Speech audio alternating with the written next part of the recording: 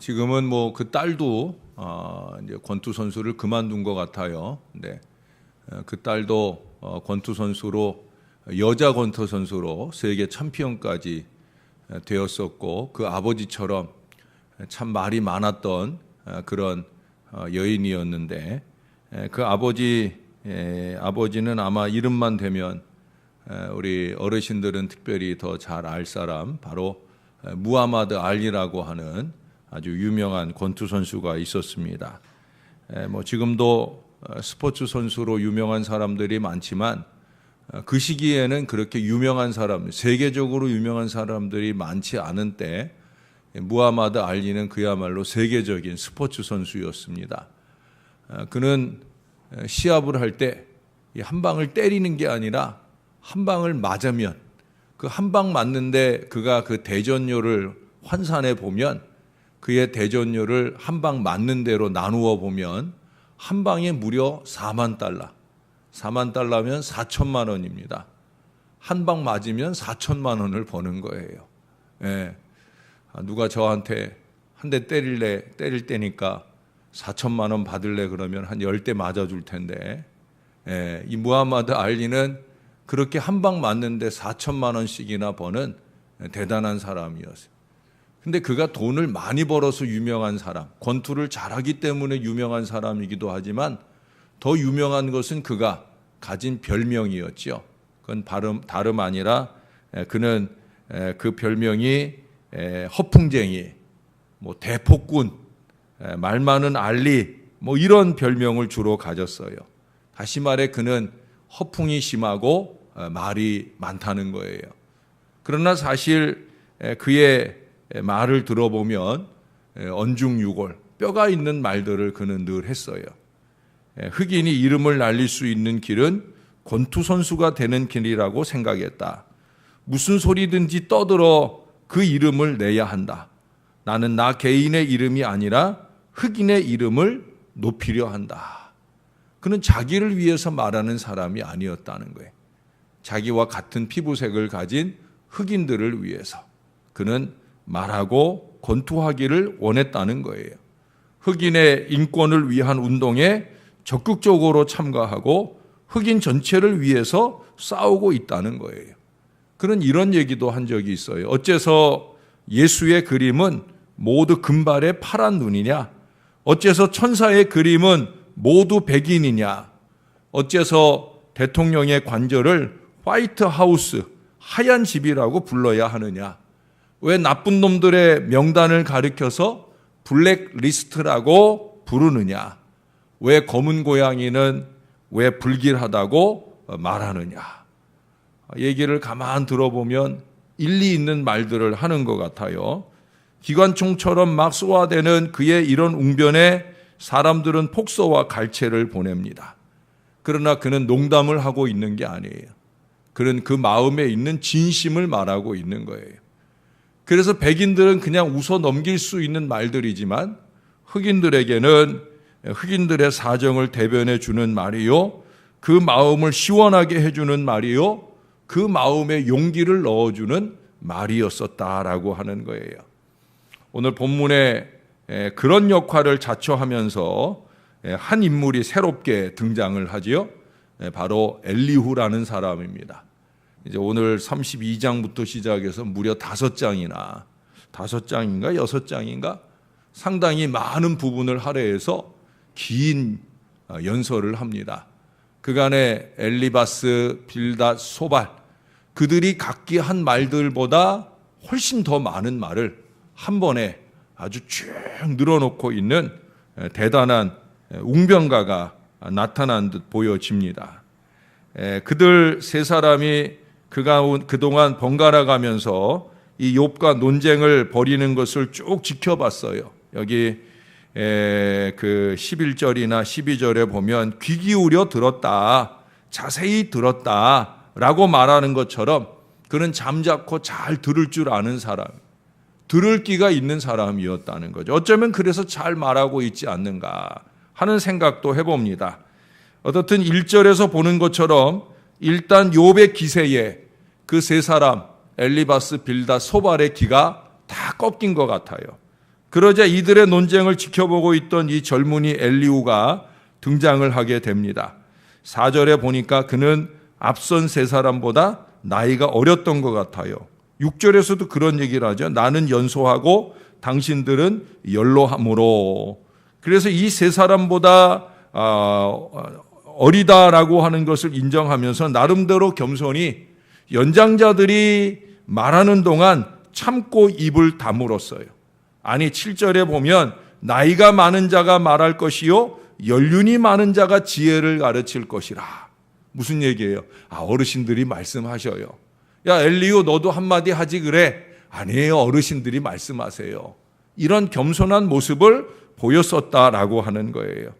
그런데 그들이 이제 수세에 몰리는 듯 하자 그들을 대신해서 부득불 그는 구원투수로 나서게 되었다라고 하는 거예요. 그가 앞선 다른 세 사람과 다른 점은 나이가 어리다는 것만 아닙니다. 이 본문을 자세히 묵상해 보면은요, 무엇보다 욥기 저자는 그를 달리 소개하고 있어요. 이전에 세 사람을 소개할 때는 출신지만 표기를 했는데 이 엘리후를 소개할 때에는 그 출신지만 아니라 엘리후의 아버지 바라겔을 언급하고 있다는 거예요. 이는 아마도 그 다음에도 나타나는데 이 엘리후가 하나님 중심 신앙을 가진 사람인 듯 보여집니다. 아니 그런 신앙 가문의 사람인 것을 보여주려는 듯 하고 있는 거예요. 왜 굳이 바라겔 그의 아버지의 이름을 언급했는가? 그가 그래도 신앙에 있어서 뼈대 있는 가문이라는 거예요. 바라겔이라고 하는 말은 원래 히브리어 그대로 옮긴다고 하면 바라크엘이라고 하는 말이에요. 바라크가 무슨 뜻이에요? 기억하시나 모르겠는데 하나님 편에서 우리를 향했을 때는 축복한다. 우리 편에서 하나님을 향했을 때는 경배한다, 무릎 꿇는다라는 얘기예요. 바라크엘, 엘은 하나님이거든요. 바라크, 축복하소서 오 하나님 축복하소서 하는 의미의 이름이 바로 이 바라크엘이라고 하는 말이에요.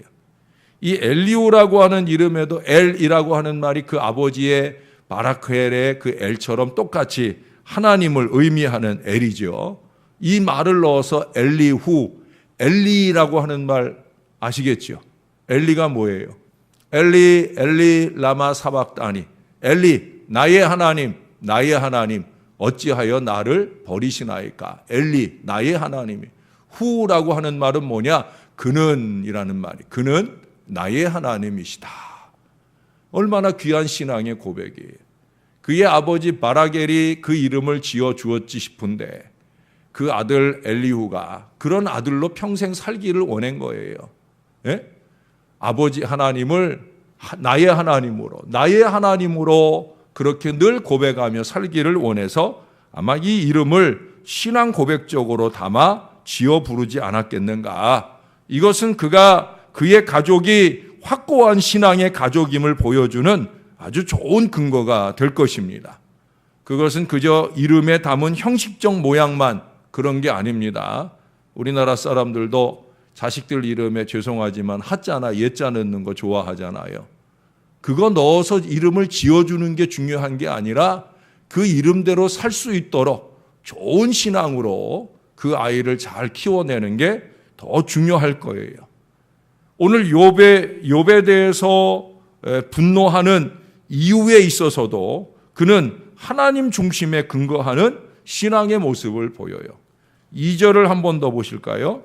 거기 보니까 그가 욥에게 화를 내는 이유가 뭐냐? 욥이 하나님보다 자기를 의롭다 함이라. 이건 조금 오해한 것 같아요. 욥은 그저 자기가 의롭다라는 걸 변증하려고 노력했지 자신이 하나님보다 의롭다는 걸 말하려 한 적은 없어요. 그런데 이제 욥이 자기 의를 이렇게 얘기하려고 변론하려고 하는 걸 보다 보니까 그러니까 아마 그 이상으로 조금 오해를 한 것 같아요.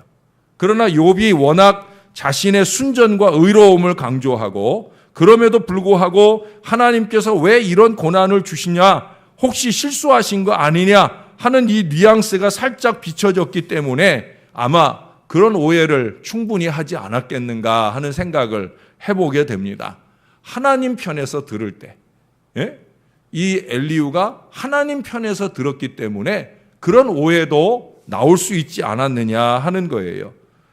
엘리바스나 빌닷이나 소발처럼 자기 경험이나 자기 생각에 근거해서 욥의 이야기를 듣는 게 아니라 하나님 입장에서, 그건 나중에 38장 이하에 보면 하나님이 욥을 향해 조금 진노하듯 말씀하는 내용들도 보면은 아마 그 하나님의 마음을 엘리후가 같은 마음으로 지금 욥에게 그렇게 오해하고 말하고 있는 게 아닌가 하는 생각을 합니다.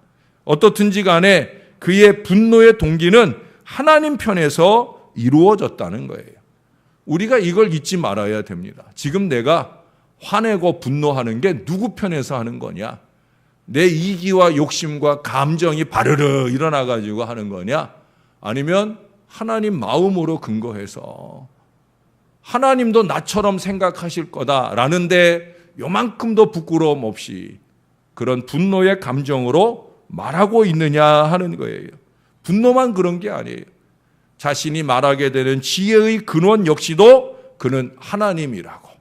여러분 8절을 한 번 더 보십시다. 그러나 사람의 속에는 영이 있고 전능자의 숨결이 사람에게 깨달음을 주신다. 이 뭐예요? 내가 말하는 것은 내 지혜로 말하는 게 아니라는 거예요. 내 숨결 속에 살아계시는 전능하신 하나님이 주시는 지혜로 말하는 것이다. 바로 그 얘기를 하고 있는 거예요. 어린 나이에도 이 연장자들이 나가떨어진 마당에 과감히 도전하고 나선 것은 그는 이 하나님의 지혜를 철저히 신뢰하고 있다라고 하는 거예요. 그래서 감히 9절에서 그런 얘기를 해요. 어른이라고 지혜롭거나 노인이라고 정의를 깨닫는 것이 아니라 나이가 많다고 잘 알거나 잘 깨닫는 게 아니라는 거예요. 그 마음에 전능자의 숨결, 하나님의 은혜가 물결치고 있느냐, 이게 중요하다는 거예요. 여러분, 저는 제 앞에서 신앙 연륜을 말하는 사람을 저는 존경하지 않아요. 저는 제 앞에서 보여지는 그들의 하나님의 숨결을 느낄 수 있는 모습 앞에 무릎을 꿇고 머리를 숙입니다. 우리에게 중요한 건 그거거든요. 얼마나 거룩한 숨결이 살아있느냐는 거예요. 우리의 신앙 고백 속에 전능하신 하나님을 말하는데 그 전능하신 하나님을 향한 제대로 된 믿음을 가지고 맞습니다. 할 수 있습니다. 한번 해보십시다. 라고 말하는 사람이 믿음의 사람이요 존경받을 사람이지. 그저 무조건 되고 안 합니다. 못합니다. 자기가 못하면 다 못하는 거고 자기가 하기 싫으면 다 안 되는 거고 이렇게 말하는 사람이 지혜로운 사람이 아니라는 거예요. 전능하신 하나님의 그 숨결을 느끼고 그 하나님을 향한 분명한 믿음을 가지고 그 믿음에 근거하여 지혜를 바랄 수 있는 그런 사람이어야 된다는 거예요. 그는 11절 이하에서 앞선 세 사람이 그저 욥을 정죄하려고만 할 뿐 논리적으로 이해나 설득이 불가능했음을 지적하면서 자신이 나서게 될 수밖에 없는 당위성을 언급하고 나서 이 변론의 열정, 변론의 재료가 넘쳐나고 있음을 18절부터 20절까지 이렇게 언급을 합니다. 내 속에는 말이 가득하니 내 영이 나를 압박함이니라. 보라, 내 배는 봉한 포도주통 같고 터지게 된 새 가죽 부대 같구나. 내가 말을 하여야 시원할 것이라. 내 입을 열어 대답하리라.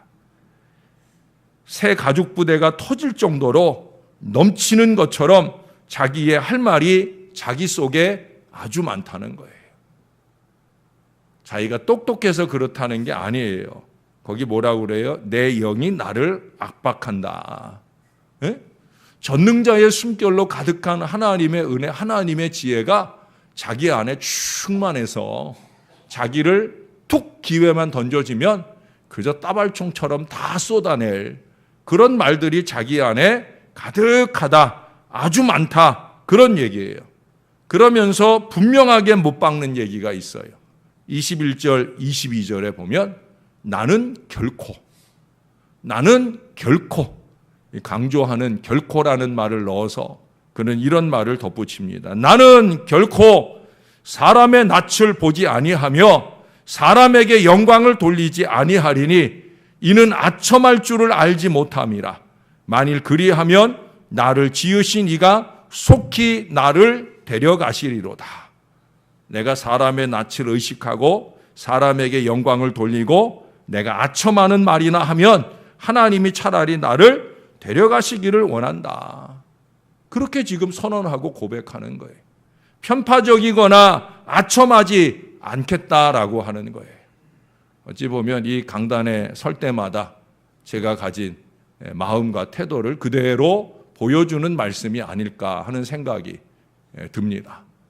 저는 적어도 다른 때는 몰라도 강단에 섰을 때만큼은 이 마음이기를 늘 원해요. 사람의 낯을 보지 아니하고 사람에게 영광을 돌리지 아니하고 아첨하는 말을 할 줄 모르고 하나님이 제 마음에 품어주신 넣어주신 그 하나님의 말씀을 있는 그대로 말씀하려고 노력합니다. 자, 여기까지의 내용만 보면 어떻든 이 엘리후는 나무랄 데 없는 사람인 것처럼 시작이 되어집니다. 정말로 그의 가문적 신앙에 근거하고 중심 있게 그 마음속 가득한 말들을 내놓을 수만 있다고 하면 그 어리석은 논쟁을 종식시키고 이 욥의 고난을 이해하고 이 욥의 고난을 통해 모두가 다 하나님의 섭리와 진리를 깨달을 수 있는 좋은 기회가 이 사람 엘리후를 통해 세워지게 될 듯이 보여집니다. 그러나 처음만 가지고는 모르는 거죠. 처음만 좋아서는 안 되는 거예요. 끝이 더 좋아야 좋은 것입니다. 물론 좋은 과정까지 유지된다고 하면 더욱더 좋을 거예요. 저나 여러분, 하나님 중심의 신앙, 하나님 지혜의 신앙, 좌우로 치우침이 없는 이 신앙, 언제나 변함없이 잠자코 있을 때와 부득불 말해야 할 때를 잘 분별하고 제때에 제대로 나서서 제 역할을 다할 수 있는 사람. 사랑하는 여러분, 우리는 그런 사람이 되어야 된다는 거예요.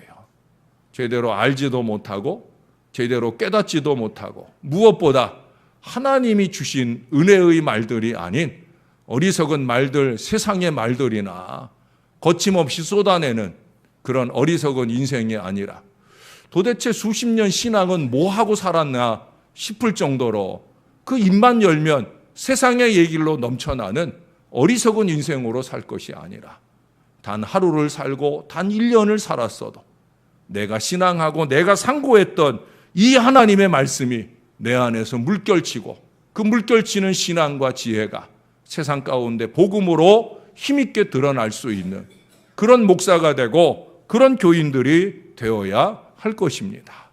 가정을 안정되고 행복하게, 교회를 놀랍도록 부흥되게, 이 세상 사회를 살기 좋게 만들어 갈 수 있는 건전한 신앙과 삶이, 지혜가 저와 여러분 안에 있어서 그렇게 우리의 입술이 열릴 때마다 어쩔 수 없이 열리게 되어지더라도 그 순간이 많은 사람들에게 유익이 되고 복이 되는 놀라운 역사에 쓰임 받을 수 있는 저와 여러분 하나님의 사람들이 다 되시기를, 신앙의 가문들이 다 되시기를 우리 구주 예수님의 이름으로 간절히 축원합니다.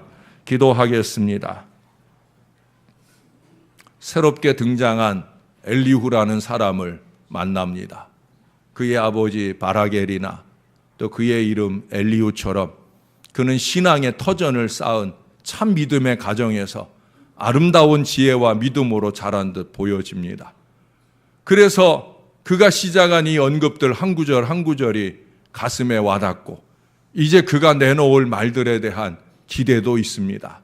하나님 아버지, 우리가 피차에 만날 때마다 이런 기대와 이런 기다림으로 서로를 대할 믿음의 마음들이 늘 있도록 도와주옵소서. 부족한 종이 새벽 짧은 시간 이 하나님의 말씀을 전할 때라도 이 말씀을 대충 준비함이 없이 정성을 다해 준비하고 하나님의 주시는 지혜를 따라 준비를 하고 이 말씀을 잘 전하려고 최선을 다해 말하고 있는 것도 하나님이 내 마음에 그 전능자의 숨결로 더하신 그 말씀을 전하고자 하는 그 마음을 흔들림 없이 지켜내고자 함인 것을 우리 하나님께서 꼭 기억해 주실 줄로 믿습니다.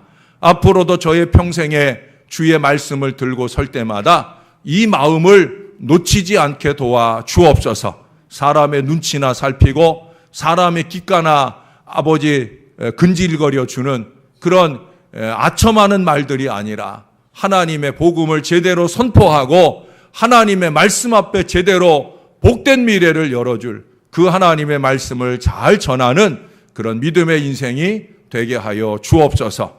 말씀을 받는 주의 자녀들도 같은 마음으로 교통하여 주옵소서. 정말로 그 심령에 하나님의 숨결이 살아있는 건강한 믿음의 숨결들이 되게 하셔서 말하는 것이나 행동하는 것이나 그 모든 것들이 전능하신 하나님을 믿는 믿음에 근거하여 말하고 행동하여 하나님께는 영광이 되고 교회에는 부흥의 밑거름이 되고 각자의 삶과 가정에는 하늘의 복이 넘치는 놀라운 은혜가 나타나게 도와 주시옵소서. 무더위가 연일 이어집니다. 지치고 피곤한 중에 또 이 날씨에 의해 감정이 흔들릴 수 있는 이러한 때 하나님 우리를 지켜 주옵소서. 하나님 앞에 우리의 삶이 하나님 보시기에 더 아름답도록 하루하루 말씀 앞에 서는 사람답게 하루하루 기도하는 사람답게 아름답게 살아내는 저와 이 모든 자녀들 되도록 은혜를 베풀어 주시옵소서. 감사합니다. 예수님 이름으로 기도합니다. 아멘.